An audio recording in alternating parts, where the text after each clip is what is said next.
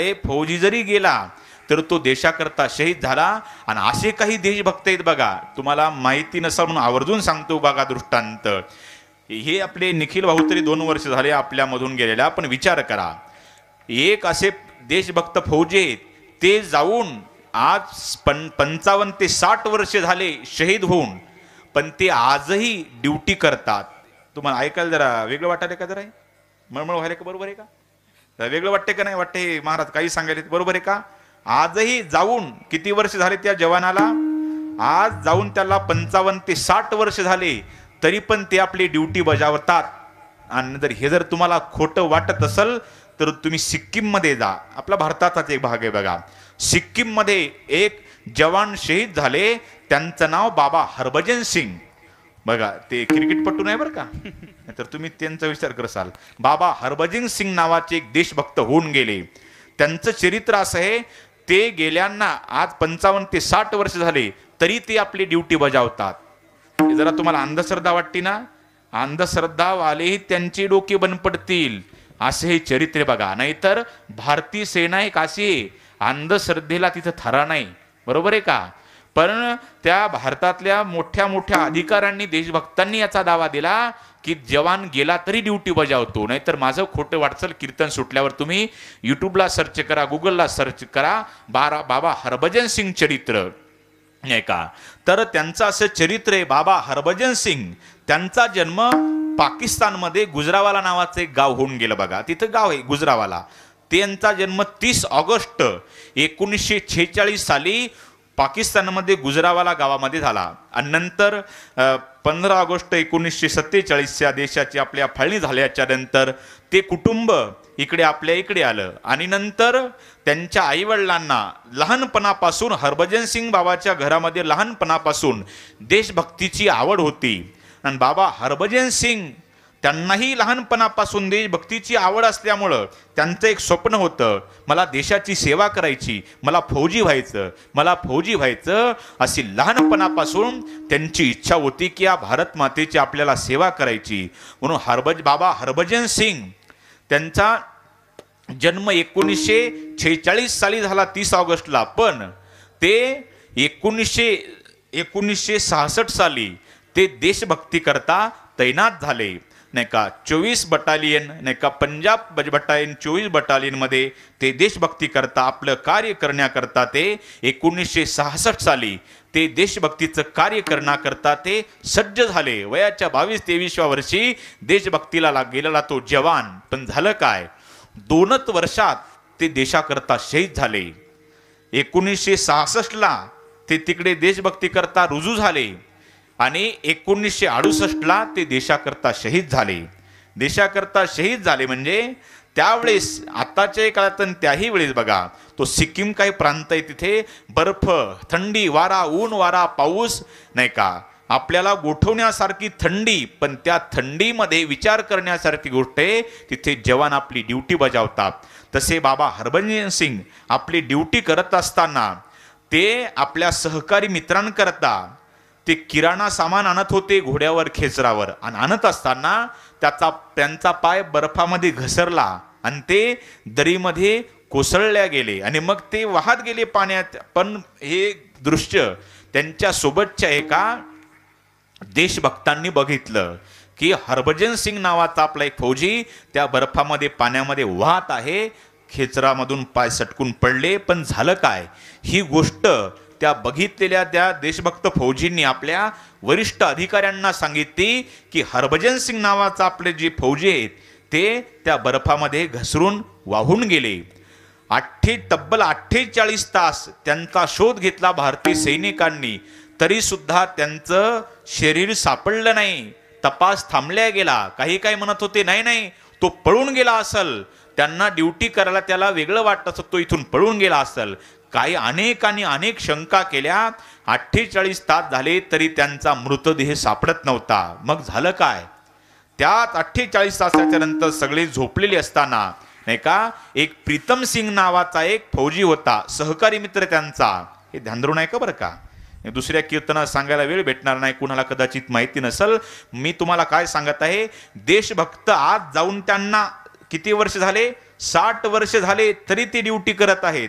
तुम्ही तुमच्या संपर्कात तुमचे पाहुणे राहुणे फौजी कोणी असतील ना, त्यांना तुम्ही आजचं कीर्तन सुटलं की लगेच फोन लावा आणि हे मी चरित्र सांगते त्यांना विचारा, मग हो म्हणतात का नाही म्हणतात मला फोन करून सांगा तुम्ही. बरोबर आहे का? तर ते देशभक्त ज्यावेळेस 48 तास त्यांचा तपास थांबला, सगळे फौजी आपापल्या ठिकाणी झोपल्याच्या नंतर त्या प्रीतम सिंह नावाच्या देशभक्ताच्या स्वप्नामध्ये बाबा हरभजन सिंग आले आणि त्यांनी सांगितलं, अमुक अमुक या ठिकाणी माझा मृतदेह आहे, तुम्ही तिथे या. ही घटना वरिष्ठ अधिकाऱ्यांना ज्यावेळेस त्यांनी सहकार्याने सांगितली, त्यांचं हसण्या, अरे असं कुठं होतं का? स्वप्नात गेलेला माणूस येतो का? अहो पण माझं म्हणणं ऐका, आपण जायला का हरकत आहे तिथं? तिथं 25 जण गेले. जे ठिकाण स्वप्नामध्ये सांगितलं होतं त्या ठिकाणी त्यांनी बघितलं, त्याच ठिकाणी बाबा हरभजन सिंग यांचा मृतदेह सापडला. सगळे देशभक्त चकित झाले आणि त्याच ठिकाणी सिक्कीम प्रांतामध्ये त्यांनी मोठ्या प्रेमानं आदरानं त्यांचा सोहळा थाटा संपन्न केला आणि त्यांचं जे बंकर होतं त्यांची खोली, तिथे मोठं मंदिर बांधलं गेलं. तुम्ही सिक्कीमला आजही जा, तिथे बाबा हरभजन सिंग यांचं मंदिर आहे. कोणाचं? एका फौजीचं मंदिर आहे. इथपर्यंत तुम्ही ऐकलं, पण पुढचं ऐका. पुढचं असं झालं, त्यांचं मंदिर बांधलं आणि आजही ते ड्युटी करत आहेत.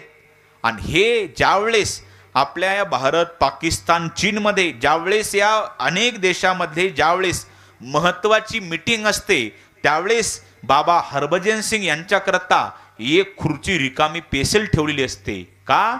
आजही पाकिस्तान चीन म्हणा आपल्या देशावर पुढे काय आक्रमण करणार आहेत हे वेळोवेळी हरभजन सिंग बाबा आपल्या भारतीय सैनिकाला आजही ते त्यांच्या कृतीतून त्यांच्या विचारातून आजही सैनिकाला जाग करतात. इतकंच नाही, जशी आपण पांडुरंगाची माऊलीची शेज आरती करतो तशी आजही बाबा हरभजन सिंग यांची दररोज संध्याकाळी आरती होते. आणि पुढची आश्चर्याची गोष्ट आहे का तुम्ही, त्यांची शेज आरती होते, त्यांचे बूट पुसल्या जातात, त्यांचा जो फौजीचा ड्रेस आहे तो व्यवस्थित ठेवल्या जातो, अंथरूण पांघरून व्यवस्थित ठेवल्या जातं, त्यांची शेज आरती होते. त्यांच्या त्या हरभजन सिंग बाबाच्या मंदिराला कुलूप लावलं जातं आणि सकाळी कुलूप उघडल्याच्या नंतर त्यांच्या पुसलेल्या त्या बुटाला चिखल लागलेला असतो. आजही तुम्ही जाऊन बघा तुम्ही. आणि जे अंथरूण असतं ते चुरगळलेलं असतं, कपडे मळालेले असतात. ही दररोजची घटना आहे, काय मी तुम्हाला इतिहास सांगत नाही, घडलेली घटना सांगत आहे.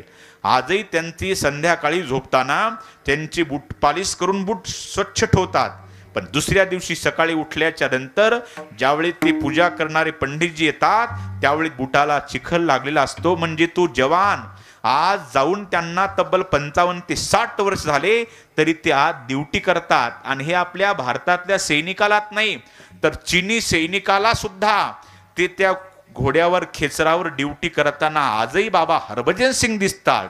आणि ज्यावेळेस आपला एखादा भारतीय सैनिक त्याला ड्युटीवर असताना कदाचित डुकली लागती, त्यावेळेस हवेमध्ये चापट लागल्यासारखा आवाज येतो आणि त्या सैनिकाला ते आजही जागृत करतात. कोण?